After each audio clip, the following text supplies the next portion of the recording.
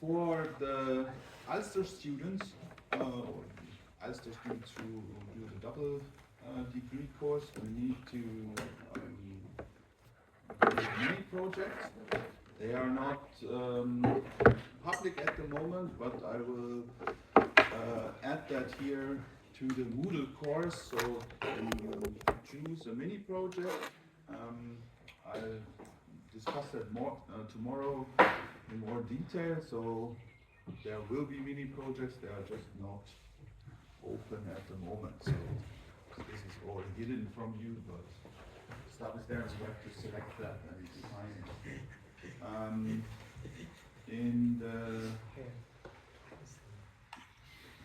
In the last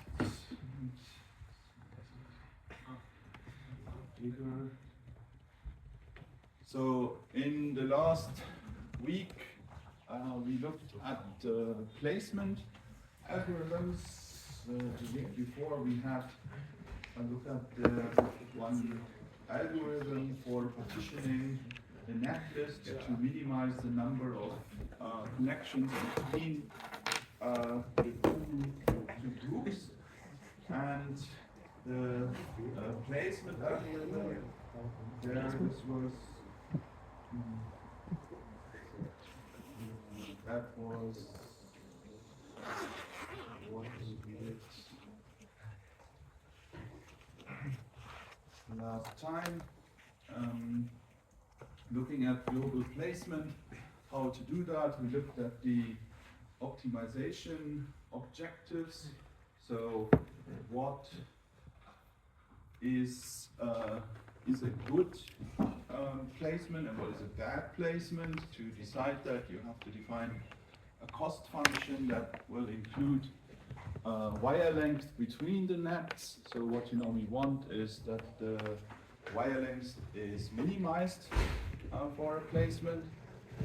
That when you have cut lines, so you geometrically split the area that you want to use for placement, and then you check out how many nets are traversing this cut line.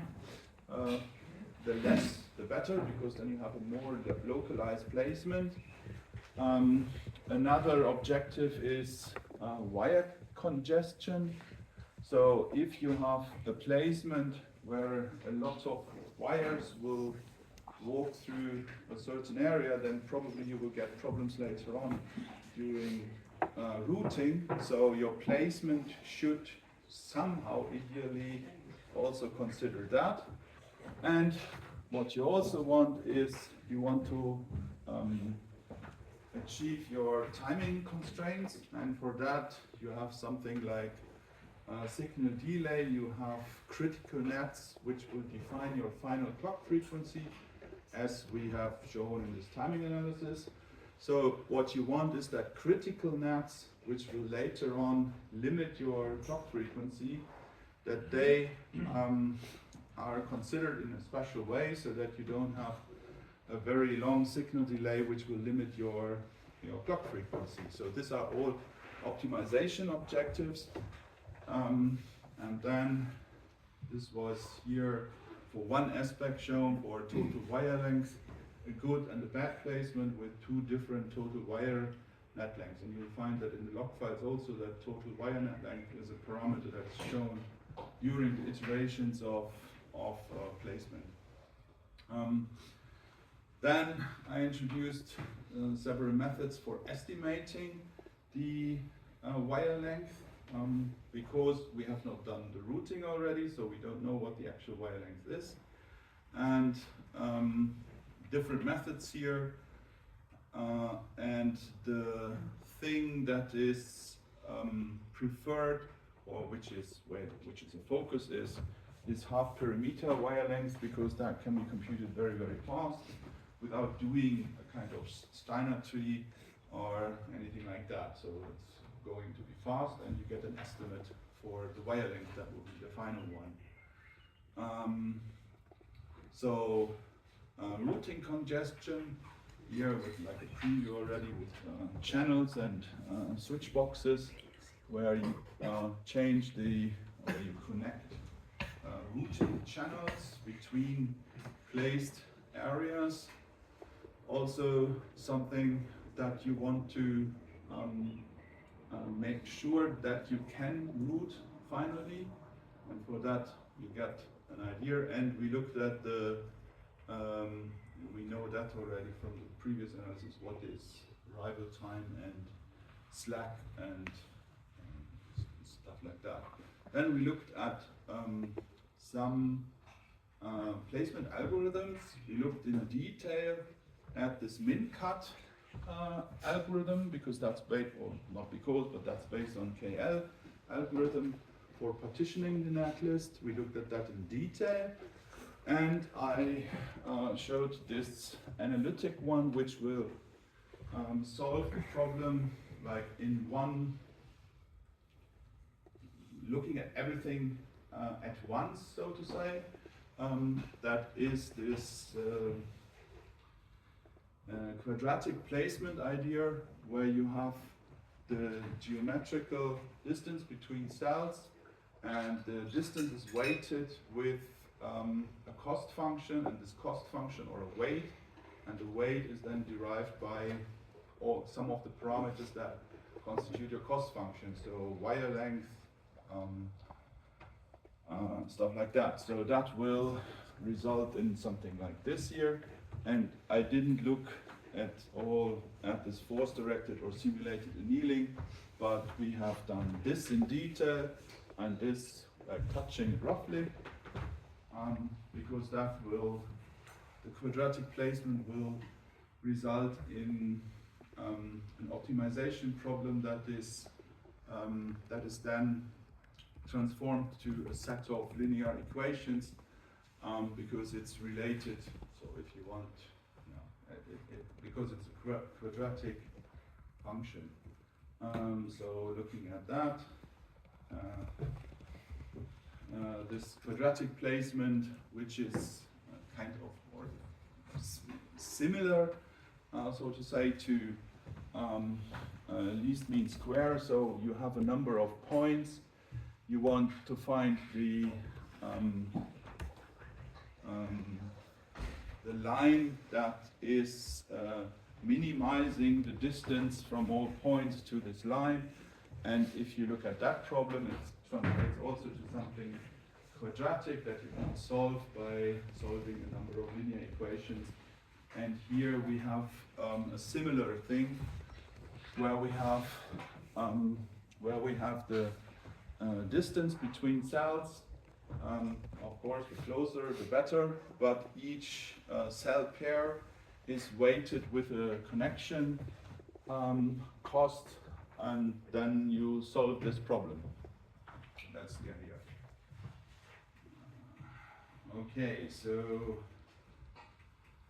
force directed is also here with an example, and simulated annealing, but yeah, we didn't look too much into that. Modern placement, we looked at that also, where Han says, yeah, okay, quadratic placement, that's a reasonable thing to know. So that is something that could work, and in reality you sometimes have iterations and place again after doing some routing and timing analysis. But you get an idea of how to do that.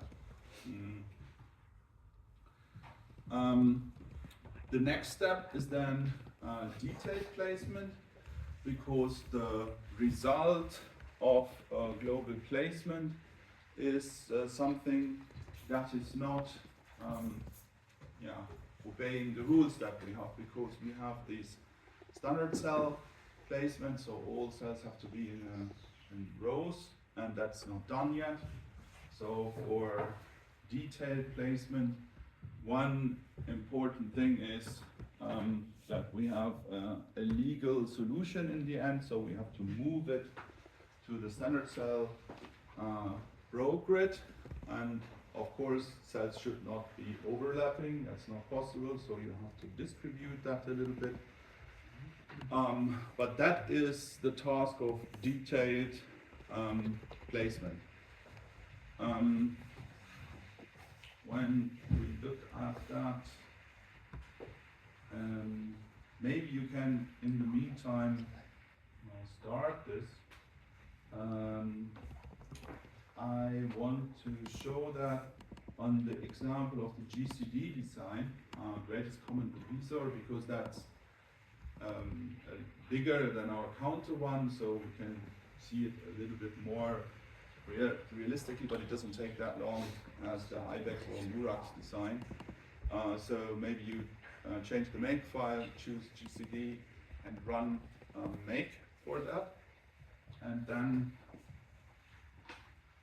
one, or let's see how I do this.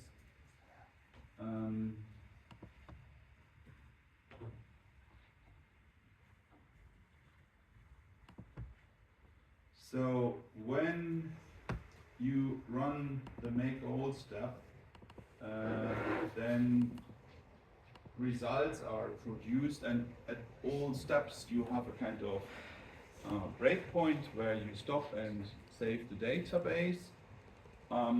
We looked at the final thing, so when we start make GUI final, we look at the results when everything is done. So we get this final ODB, the database with everything fixed, hopefully. But we can also look at intermediate results. I looked last time at the floor plan results where I had the initial placements for the Murex design, where we just had 3 piles of cells, and the question, how can you choose that? But what I want to show now is when we look at the placement step that is here, we have here place GP, so that's the global placement step, skipping IO, so not considering the IOs of our core cell. Then we have a step where we have the IO cells placed, and then we have something where this is done. So we have here global placement including the IOs. And when we want to have a look at the database for that, we can start that with the make, where we can prepend this database with GUI, and that will then load everything that's required to really look at it. So all the libraries and stuff like that. And looking at the,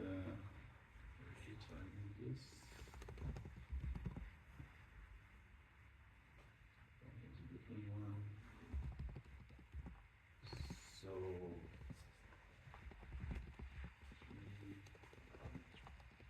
replace GP.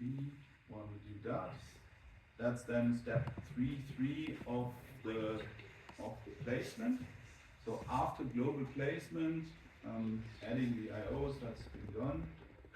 And we can see that the cells are placed, they are kind of distributed, but they are not legalized. So we have here, for example, a number of cells which are overlapping here.